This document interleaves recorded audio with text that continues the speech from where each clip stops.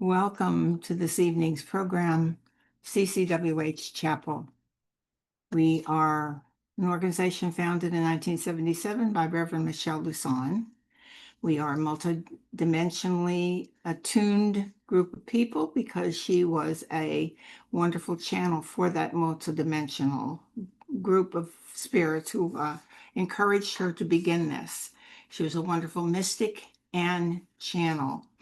So we're going to begin with our recitation of what she called the three healers. Many times they're actually the faith, hope, and charity affirmations.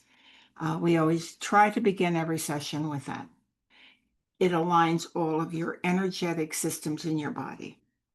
The faith affirmation. I believe in the spiritual existence of myself as a perfect image of the divine creator.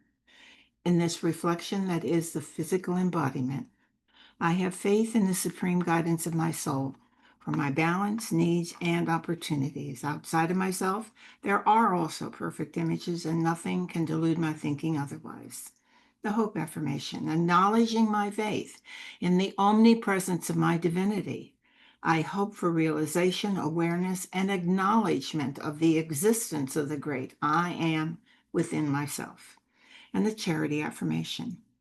In understanding faith and knowing hope, I pledge my actions, my desires, and my thoughts to the performances of myself on the physical planes of the earth, to honor, to love, and to enlighten all that is a reflection of the divine outside myself, so that my perfection is imaged back to my Creator. So help me God. This evening, I would like to start with, while it is the Feast of the Assumption, and it's a very high feast day in the Catholic Church, this is the date they are celebrating when Mary was taken up into heaven when she expired from her physical form. And it is highly celebrated throughout the world in the Catholic communities. But before we get to the Assumption, I would want to begin, I'm backing up a little bit. I'm going to start with the Holy Trinity. The Holy Trinity, as we normally hear about it, is the Father, Son, and Holy Spirit. What I am speaking of is Father, Mother, and Son, which is the divine masculine and the divine feminine. The quality of the divine masculine is to initiate, is to bring into thinking and to thought form what is to be done. And the divine mother principle is to mother it, to nurture it, and then create it or birth it into existence, which then gives you the product, which is called the Son. We are all sons of our Creator, our Father, Mother, God, and we are that product here. So we are actually going to talk about the divine mother or feminine principles and qualities this evening.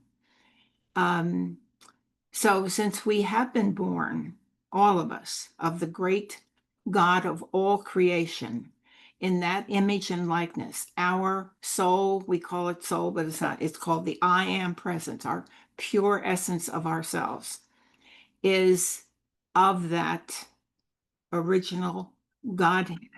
Then we are in all shape and forms. The similarity of us is the same. We all have a father principle within us, a mother principle, and we are creative beings of higher dimensional creation ourselves. And we too are creators, as Michelle always taught. So the human form, which when we descended from spirit, itself was elevated due to the presence of our God self within us, inhabiting it.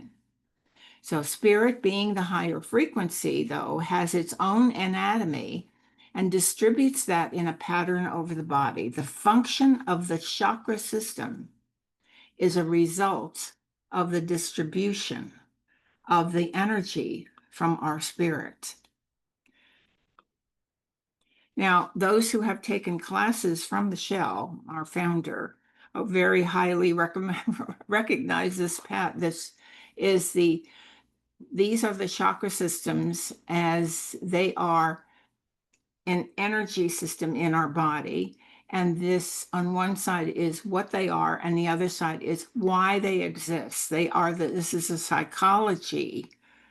The chakras themselves are the spiritual anatomy, and this is the function of why they're there is the spiritual psychology of it.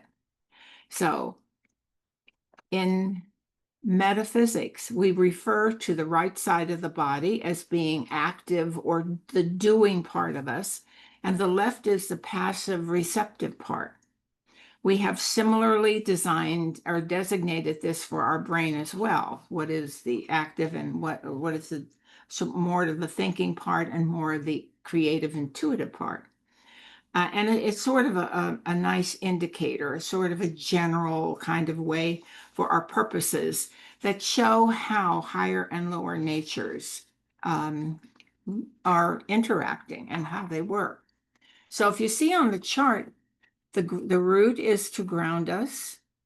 The pancreas spleen, which Michelle has always said was a dual function chakra, to maintain, sustain, to rejuvenate. Then the solar plexus adrenal to release, to protect, to transform, to create. Those are the three lower chakras. The three lower chakras are what are of our individual earth experiences. They stay in the earth realm. They do not ascend with us when we go into the higher dimensional reality after death, because we lift from the heart. The thymus is to love and to synthesize in this lifetime, synthesizing the higher and lower. Last week we talked about the figure 8. The figure 8 represents that higher and lower synthesis functioning in perfect harmony. When we have it in perfect harmony, it always crosses at the heart. And the heart does inform and synthesize and informs the lower chakras and then will inform the higher chakras. So it's a very, very important, and of course, love being what the energy is of the entire universe, how important that chakra is. The thyroid is the will, center of will, to choose, our ability to choose. The pituitary is to know, and it's often called the third eye. And the pineal or the crown chakra is to realize. And this is what Michelle has taught from way back. She said the crown chakra is God's chakra. It is not under our control. Everything else, however, is. And it only opens when the God within us looks at all of the chakra functioning and how we're doing and perceiving our plan for unfolding in this lifetime, how we're doing in that. And then it will open the crown chakra because that's the universe when you open the crown chakra. So the qualities of our higher nature are the perfection of our entire being. These are what we might describe as a degree of excellence and superiority of character that reflect the quality and nobility of spirit. That's what I mean by our higher qualities within us. These are the characteristics we are seeking to measure up to in our daily life. Truth, honesty, patience, kindness, gentleness, self-control, generosity, faithfulness are but a few of all of those qualities. So in all of the understanding that we have of the divine feminine, these are the qualities that are well known. Mary, who was selected for the role of Mother of Jesus by Angel Gabriel, had all of these qualities. Everything was in balance. She met the criteria that was established for the selection process. And this selection process was done from very high heavenly realms. The entire Essene community in which she lived had to hold those same high standards, because the environment surrounding this holy family had to be protective and encouraging, and had to be able to match everything that God had required of this little holy family.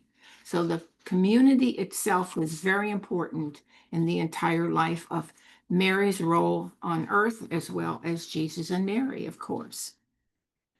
And the elevated frequencies that they lived in helped the whole progression of the heavenly plan for that second redemption process to happen. The three processes that humanity had to go through in order to redeem themselves. The atonement had happened. Redemption, Jesus initiated. And now, as we all have been told many times, we are now in the throes and the beginning phases of the last and final restoration of the earth and the entire human family. And that's the period of transformation. Now, Mary lived a normal life as a female in those days and faced all the pressures of that a mother experiences, the joys as well as the sorrows. This day is dedicated to her final moments on earth as she left this mortal coil, and through the universal laws of have been met and her mission fulfilled, was given the privilege of being what is described as, quote, taken up body and soul into heaven, unquote. This is a special heavenly right given to those who have made their exceptionally high spiritual mark or goal as humans. They have perfected the life and that they would have lived throughout all of their lifetimes, and at that point had fulfilled all of the requirements according to God Most High of the universe's standards. Here, the body is infused with such high spiritual frequencies which transform each cell into just a bright light. No more physical substance left. The body is seen to be so bright that it would be difficult to focus your eyes on it, should you be present. The form is seen, but it would now be transfigured to include bright golden lights and other lighter colors flashing as the process continues. Finally, it would appear to be a transparent body that is drifting upward and ascends into what looks like the heavens, where it meets another incredible light and is assumed into it. There is not a vestige of a physical presence left behind. This would also be a transformative experience for anyone who might have been given the grace to be present for such an event. Surely the mind and heart of those present would be changed for the rest of their life. Mary is the symbol now of the divine feminine. Her etheric presence has been made known to many over the past several hundred years. She is seen as the divine goddess of mercy who intercedes for humanity as we travel through time and as we ourselves are trying to meet our own spiritual criteria. Sometimes we make it and sometimes not so much. So she is needed as an intercessor on our behalf. We do need a mother who loves and understands us and helps us get back up on our feet and try again. She is our universal mother to all who seek her help. Now, some of the apparitions, and she has great deep concern for humanity and has appeared to many over many centuries. And I'm just going to hit the highlights of the ones that are most commonly known.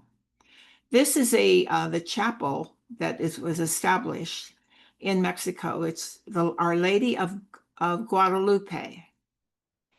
She had appeared in 1531 to Juan Diego, who was a poor peasant making his journey going from his village to a church. Along the way, at this particular hill, she appeared to him and asked that he go to the priest and ask that a chapel be established right there where she had appeared.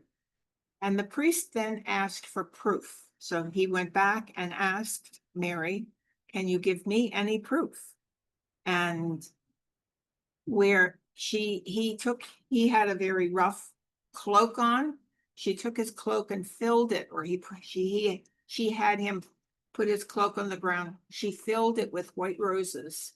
He gathered them up and took them back to the priest. When the priest opened the cloak and all the roses fell out on the floor, inside of the cloak was imprinted in there, the image that you see there on the front of the shrine of Mary in full color. And it said that the eyes in the picture have a quality of human eyes, which you're not able to reproduce on any other artwork anywhere in the world. And even today, the chapel has that original, supposedly has that original cloak framed above the altar. And the words to Juan Diego by Mary is reported to have said, "Listen, my dearest and youngest son, put it into your heart that the thing that frightened you, the thing that afflicted you is nothing. Do not let it disturb you. Am I not here, I who am your mother? Are you not under my shadow and protection? Am I not the source of your joy? Are you not in the hollow of my mantle, in the crossing of my arms?" Now, some of these quotes, I don't know how accurate they are. It's just that it's the lore, I guess, of what happened, or what the church had provided. So this is coming from the Catholic Church, and I'm trying to sort it out to make sure I'm not being just running down the road of being Catholic in a time when they may have done some work on it that they shouldn't have done. Our Lady of Lourdes is the next one, and she appeared to Bernadette in Lourdes, France in 1858. Some of you might remember, I don't know, this was a popular movie when I was young. It was a song of Bernadette, and somebody did a lovely version of this Lourdes story. And she was 14 years old. A lady appeared to her at a grotto, or like a little cave-like area, many times, and she was, of course, questioned a lot by the people. And when she reported it, being 14 and thinking you're going to be believed. Anyway, at the 9th, there were 14 apparitions every day for 14 days. Other people were there on the later ones. And the 9th one, she was told to drink from what appeared to be just a puddle of water. They said, drink from the spring. Well, there was a little puddle, and she obediently did that. By the time the 14th day was finished, this little puddle of water that was barely there was now a full-blown functioning stream that was very vigorous.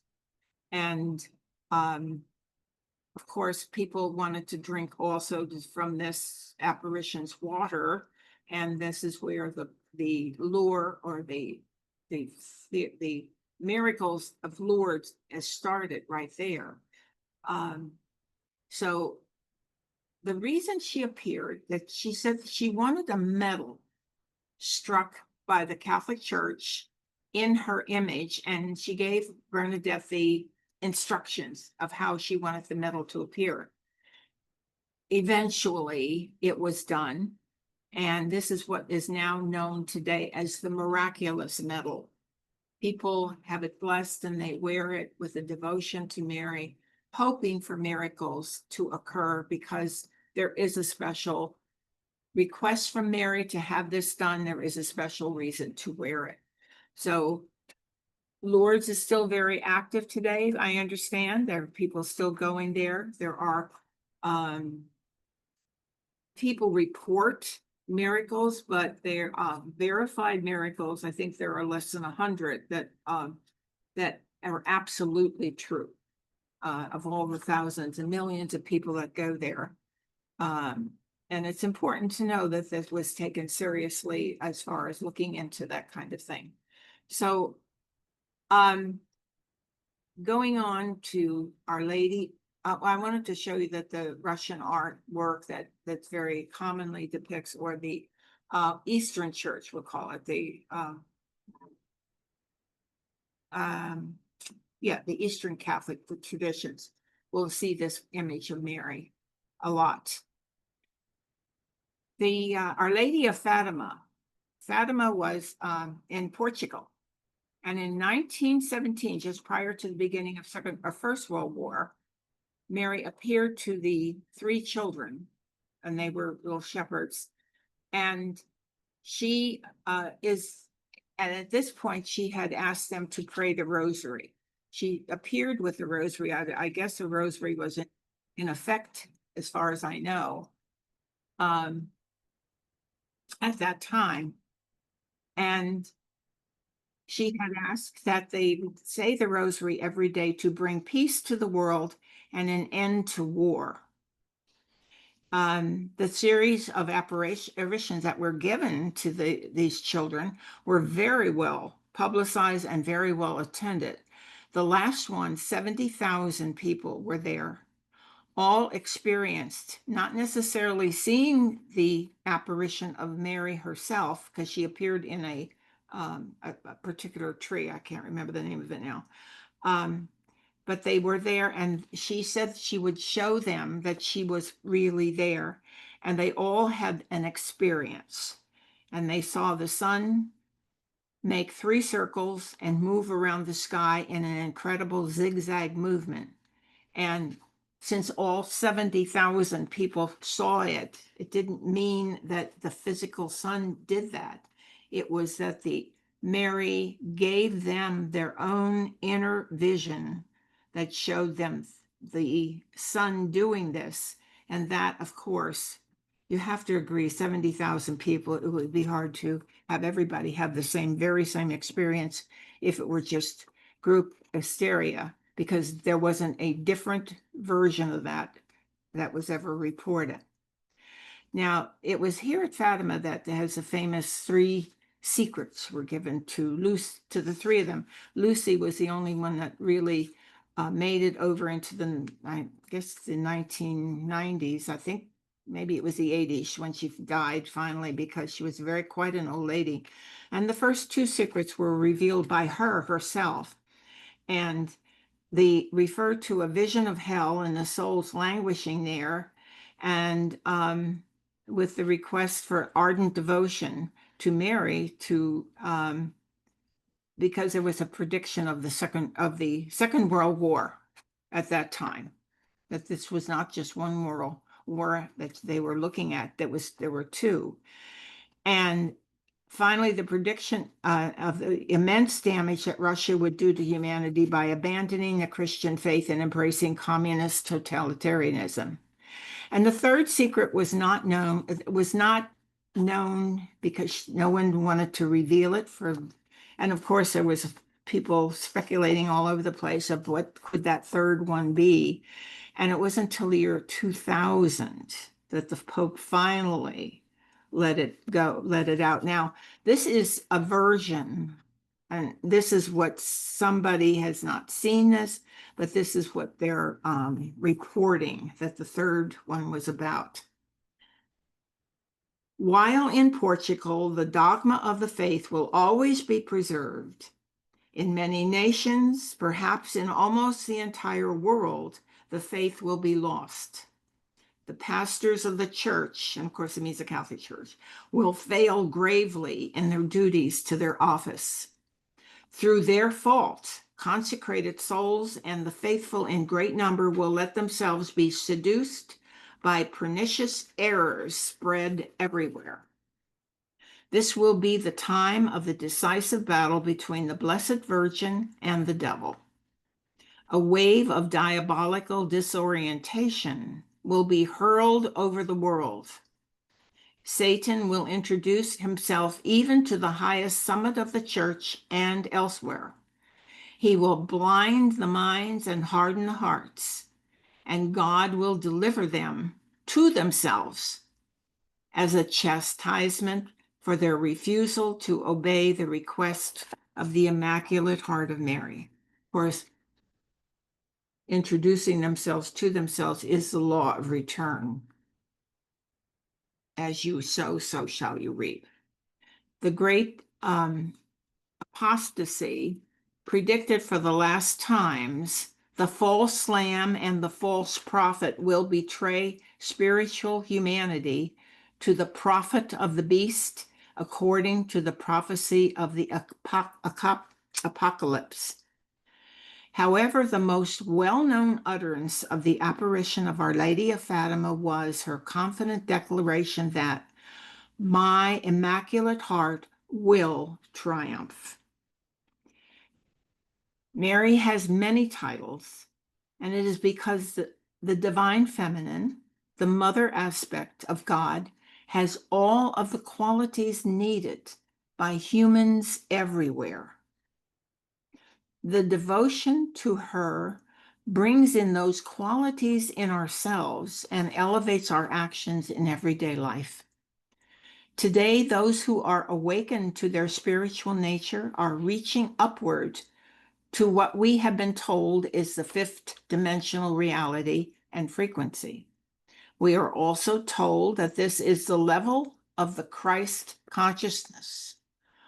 All of the qualities we attribute to the Divine Mother are the same qualities we are to achieve in order to enter the Christ consciousness, and therefore the fifth dimension.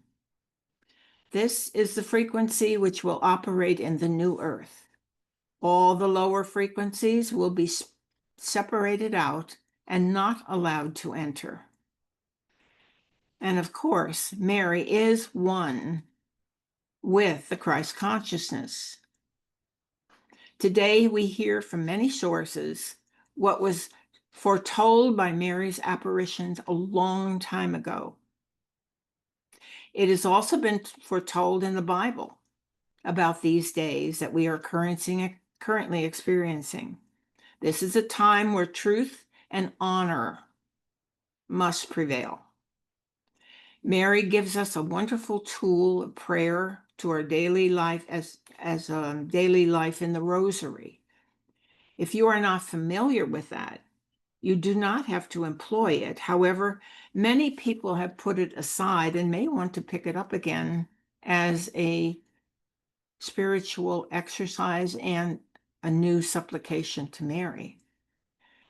And it might be a good suggestion to incorporate images of Mary in our guided meditations as we're doing these for ourselves.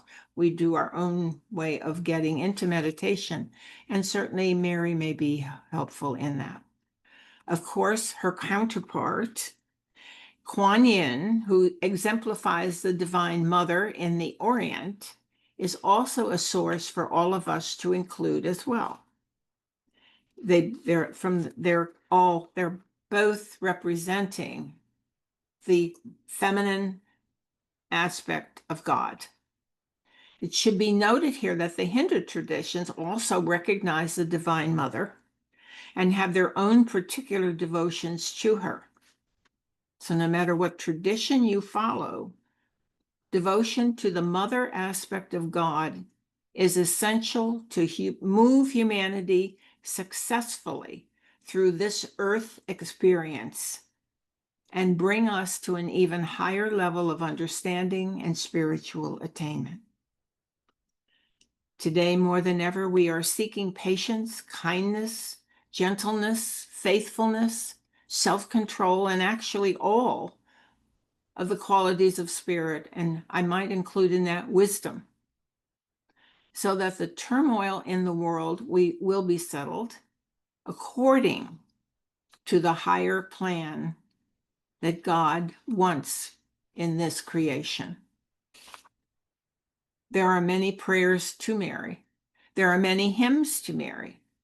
You can find them easily and use them successfully. And it is an absolute fact that the Divine Mother lives in each of us, just as the Divine Father. Human beings need to see a representation of what they are aspiring to that is outside of themselves, apparently. However, all of that, the Father, the Mother, all of that exists within ourselves. Since we need images and representations to help us go within and find those elements of the Father, Mother, God within ourselves, it's useful. But it must be remembered that we are not seeking outside of ourselves something unattainable. It's all present within us. We just have to go in and find it, attune to it, behave like it wants us to behave. That consciousness needs higher behavioral, I guess, criteria for us above what we've been doing on earth. And it's when we go there and we attain that, we go that through devotion, through prayers and meditations, and find that pathway. And we do seek it, I believe, in every meditation. So let's do a meditation now.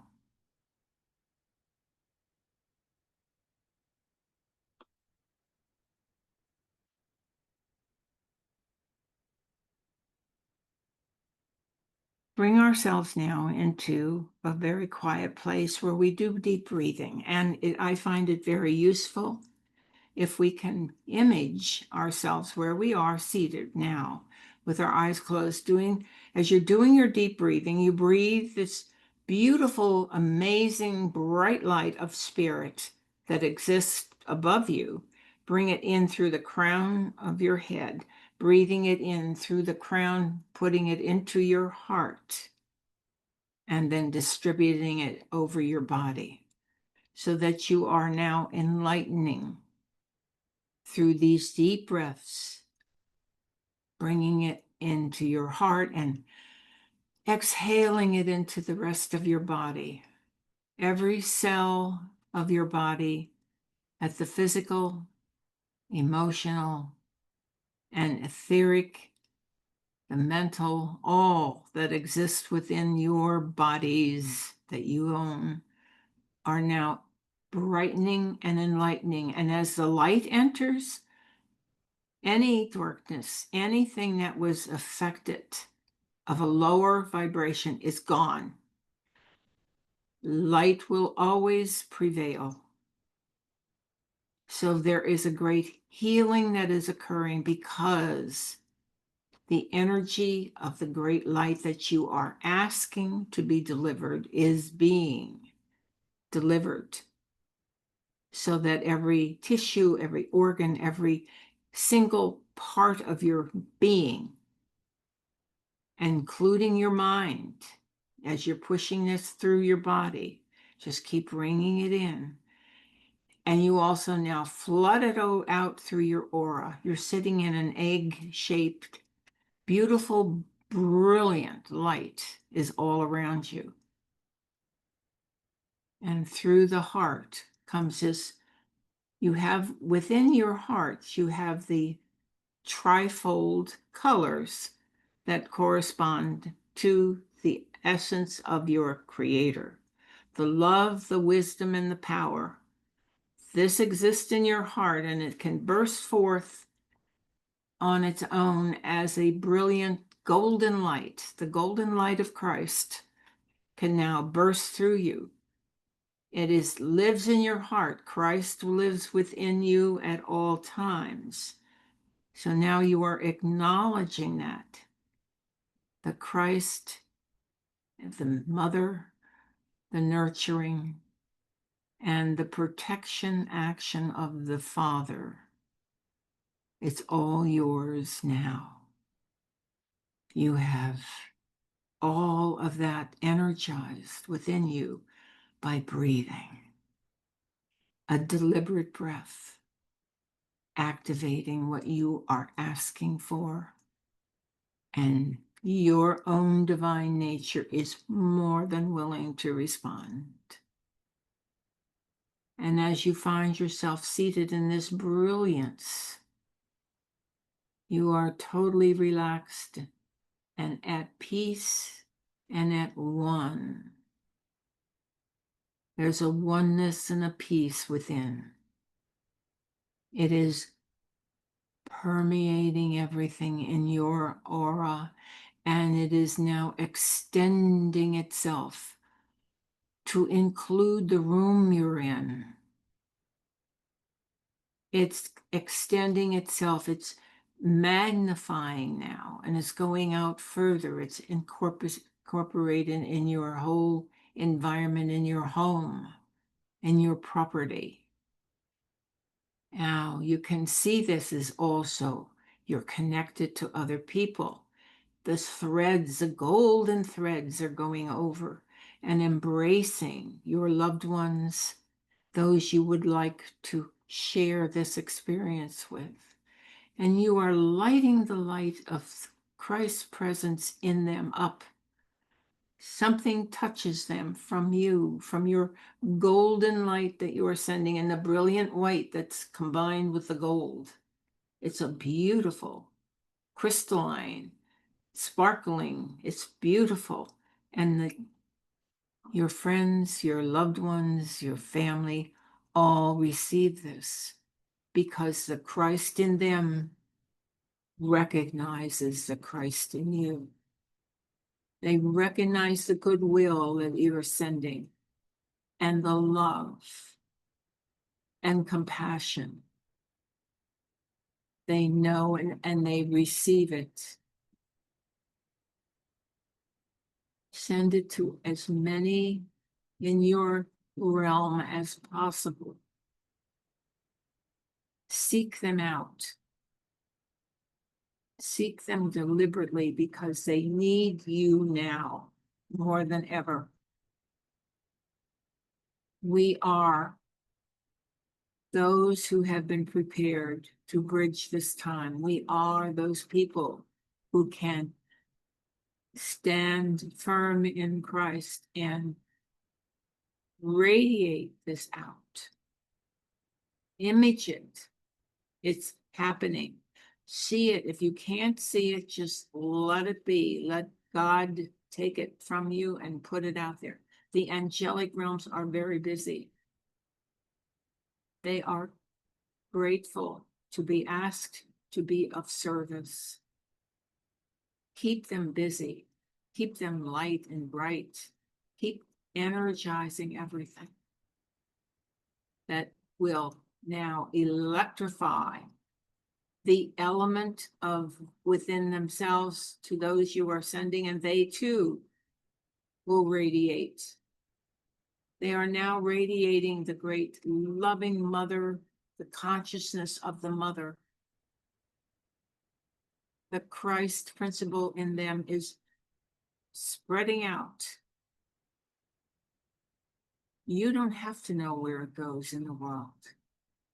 Christ consciousness and the mother element seeks its own. You have released it. You have energized it, and it's out there now in motion, doing the work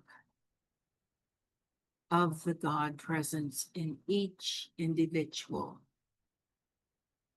And they pass it on. In this way, we are all participating in the renewal of the earth, renewal of humanity. We are standing firm and strong, and we have surrounding us and wrapped around us the arms of our mother. As you go into meditation now, deeper and deeper, let yourself find Mary within yourself. Find the mother. She is our eternal mother. Find her within now.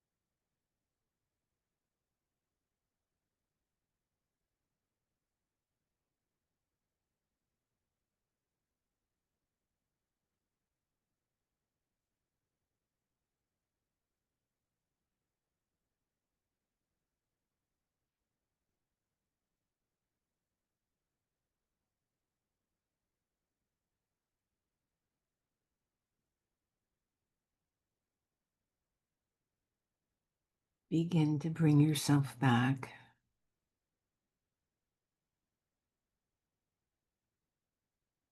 Take yourself into your heart. Whatever represents your heart, bring yourself there.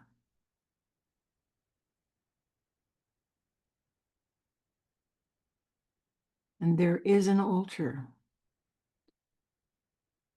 the golden tabernacle, in which is your silver cord, the end of your silver cord from your I am presence, and the threefold flame of your God-created self, the love, the power, the wisdom, the blue, the yellow, the pink flames. Bring yourself and for your own Creator, and thank God for this time. Ask for special blessings upon those for whom you are praying.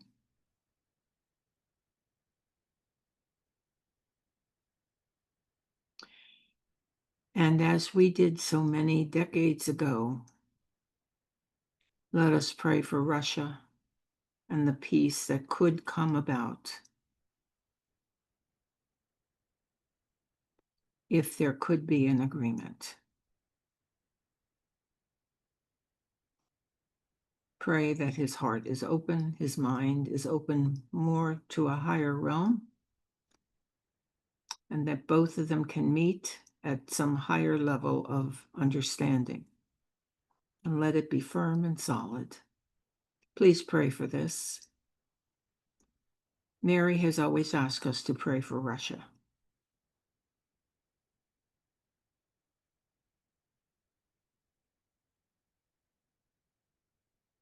So we thank God for this time and the blessings that have been sent. Begin now to bring yourself back into an awareness of the chair that you're in and the room that you're in.